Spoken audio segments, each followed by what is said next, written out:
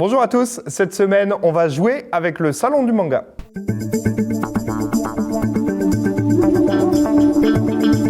Bonjour à tous, cette semaine on parle du Salon du Manga. Le Salon du Manga se tiendra cette année les 21 et 22 mars au Palais des Grottes et ce sera la 10e édition. Avec nous Garance pour en parler. Alors Garance, vous faites partie du BUTTC qui organise cet événement depuis 10 ans. Alors dites-nous tout, qu'est-ce qu'on va trouver dans ce salon ?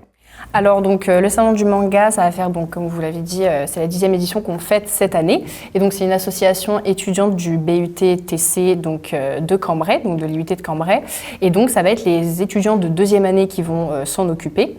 Donc on est environ 10 membres en fait qui allons nous occuper de ce salon, de l'organisation jusqu'au jour J, donc les 21 et 22, donc avec toute la gestion, etc. derrière. Et donc on va également accueillir environ, on va dire une quarantaine de bénévoles pour pouvoir nous accompagner sur le projet le jour J. Et donc à ce salon, en fait, on va avoir toutes sortes d'animations. Donc ça va partir bien sûr des animations de cosplay, donc vraiment incontournable en fait au salon depuis 10 ans. Tout le monde vient là pour ça techniquement. Et donc oui, vraiment faire passer un bon moment convivial, etc. Et donc comme là, bien évidemment, on est sur une édition quand même anniversaire, on va quand même avoir des animations qui vont être, on va dire, plus exceptionnelles. Donc après, par exemple, je peux vous en citer quelques-uns, étant donné que normalement notre programme sur nos réseaux sociaux d'ailleurs sera sorti à ce moment-là. Donc on va avoir autant des déambulations, par exemple, de lions chinois, que des concerts audiovisuels, que ce soit bien évidemment de l'univers de l'animé et du manga, mais aussi de la pop culture, puisque voilà, on est quand même le salon du manga et de la pop culture. Donc on va également avoir du Yosakoi, etc. Voilà. Il y a tout le temps des guests qui sont là et cette année, un guest exceptionnel, la voix d'un personnage qu'on connaît bien et qui a pas mal d'épisodes en ce moment. Exactement, donc qui a quand même été pas mal demandé. Donc cette année, on a essayé de faire vraiment exceptionnel en ramenant du coup 2 comédiennes de doublage, dont l'une qui était quand même demandée depuis pas mal d'années maintenant. Donc on va avoir Stéphanie Escoffier, qui est la voix française de Luffy dans l'animé et manga One Piece, donc très connue et encore qui continue encore aujourd'hui en fait, donc que ce soit l'animé ou même le manga n'est pas terminé. Donc oui, ça nous tenait vraiment à cœur de ramener cette comédienne de doublage là, mais on a également pris notre comédienne de doublage et influenceuse, qui est donc Lila Lacombe, voix quand même d'Anya dans Spy Family ou encore de Rebecca dans Cyberpunk.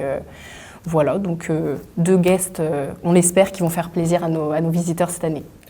Alors dites-nous tout, les infos pratiques, combien ça coûte, à quelle heure c'est ouvert et où est-ce qu'il faut aller ? Alors, il faut se rendre au Palais des Grottes de Cambrai, comme chaque année, on ne change pas d'endroit, on est habitué ici. Donc l'entrée, elle va être à 5 € pour un jour, mais si vous voulez venir tout le week-end, donc le samedi autant que le dimanche, vous pouvez prendre le pass qui va être à 8 €, donc au lieu d'acheter chacun un jour séparé. Cette année, on fonctionne d'ailleurs différemment, donc on ne va pas avoir des tickets, mais on va avoir des bracelets. Donc vous pouvez autant aller les chercher en pré-vente dans certains magasins du Cambrésis, mais également les acheter le jour J à l'entrée du salon. Et donc le salon ouvert de 10h à 19h le samedi et le dimanche. Exactement. Alors vous êtes 4 autour de la table, c'est parce qu'on organise une émission un peu spéciale. On va faire aujourd'hui un jeu TV, on va parler manga, on va faire un jeu spécifique manga et je vous propose de commencer tout de suite. Alors à ma droite, l'équipe composée de Théo et Mathias. Théo, Mathias, bonjour. Bonjour. Alors spécialiste manga amateur. Dans les temps perdus. Et à ma gauche, Garance et Virginie. Garance, Virginie, et vous les mangas, c'est toute votre vie ? Alors manga, animé un petit peu plus, mais je n'ai pas non plus toutes les connaissances. Depuis le collège. Depuis le collège. Ça va, on est un petit peu connaisseuse, mais c'est pas amateur aussi, on va dire. Ouais. Eh bien, que le meilleur gagne. Vous l'avez compris, ce sera l'équipe des filles contre l'équipe des garçons. Ça va se dérouler en 4 manches. On commence tout de suite avec la manche 1. Donc la manche 1, c'est la préface, que dans chaque livre, il y a une préface, pas dans les mangas pour le coup, mais dans chaque livre, il y a une préface. Donc la préface, chaque équipe va répondre l'une après l'autre à des questions comportant 4 propositions. Il y a à chaque fois une seule bonne réponse. Chaque bonne réponse rapporte un point.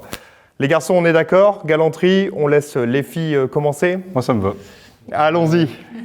Allons-y. Et donc, la première question. Donc, que veut dire manga? Bande dessinée, caricature, dessin non abouti, représentation visuelle.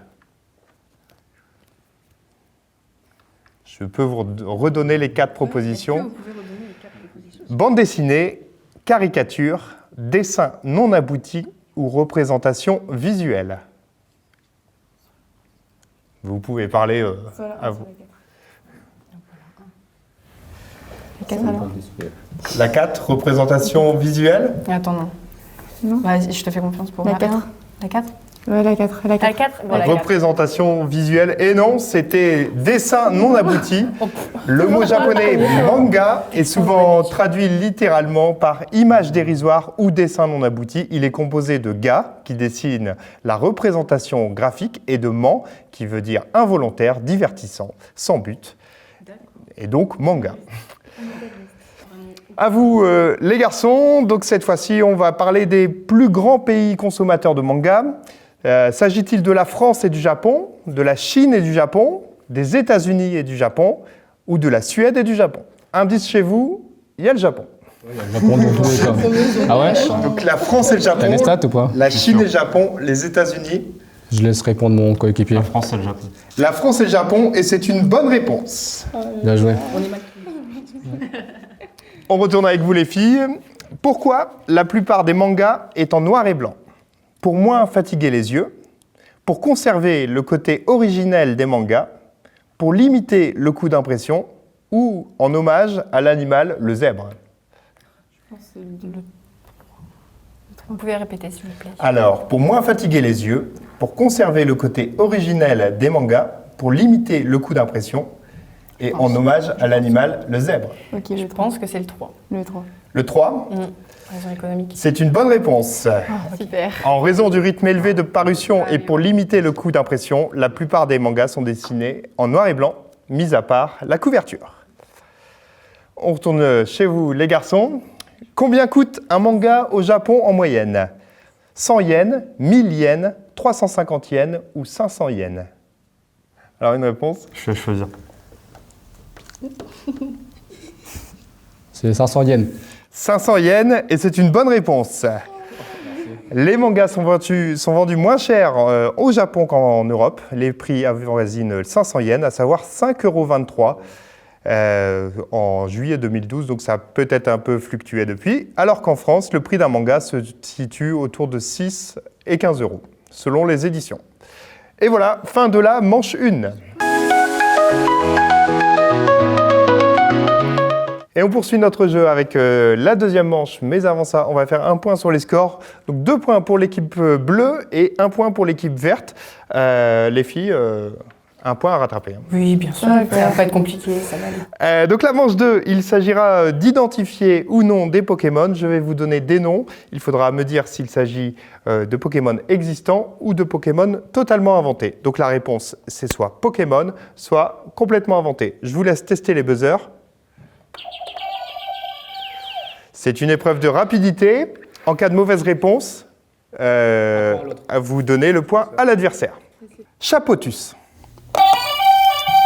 C'est pas un Pokémon. C'est un Pokémon. Point à l'équipe adverse. Dinoréon. Dis quoi? Dinoréon. Ouais, c'est un Pokémon. Ah, moi, j'aurais pas. C'est un complètement inventé. 1 point pour les filles. Le Vénard. Pokémon. C'est un Pokémon. 1 point pour les garçons. Soignum. Allez. Faux. C'est un complètement inventé. Point pour les filles. Flamimique. C'est faux. C'est faux. Complètement inventé. Doudouvé. Pokémon. C'est une bonne réponse. C'est un Pokémon. Spidaf. Vrai. C'est complètement inventé. C'est un point pour les bleus. Rapion. Pokémon. Pokémon. C'est une bonne réponse. Feu perçant. Pokémon. C'est un Pokémon, c'est une bonne réponse. Shimboom. C'est un Pokémon. C'est complètement inventé, c'est un point pour l'équipe adverse. Sac de nœuds. Oui, vrai. C'est ici ça a été plus rapide. Et donc c'est un Pokémon. C'est un Pokémon, c'est un point. Et enfin, Starbill. Vrai. Et non, c'est complètement inventé. C'est un Pokémon complètement inventé. Fin de la manche 2. Et nous voilà déjà à la manche 3. Un petit point sur les scores. Théo Mathias, félicitations, vous êtes en tête avec 8 points. Garance Virginie, 7 points. Rien n'est perdu. Vous pouvez vous refaire dans cette manche. Alors cette manche, c'est un qui est. Le qui est, le principe est simple. Sur l'écran, je vous diffuse des personnages de manga selon un thème. Vous devez les identifier. Si l'équipe n'arrive pas à l'identifier, l'équipe adverse peut tenter sa chance. Un point par bonne réponse. Alors nous avons 3 thèmes aujourd'hui. Les garçons, vous êtes en tête, c'est à vous de choisir. Parmi les 3 thèmes, nous avons One Piece, Dragon Ball Z et Olive et Tom. On prend One Piece. On a choisi de prendre One Piece. One Piece. Allons-y sur le thème de One Piece avec ce premier personnage à identifier. De qui s'agit-il? Zoro. Zoro. C'est un point pour les garçons. Bravo. Deuxième personnage à identifier. Tu le fais ou Oh, c'est Luffy, je pense. Monkey D. Luffy, plus précisément. Oui, je préfère une réponse précise. Monkey D. Luffy. Le troisième personnage.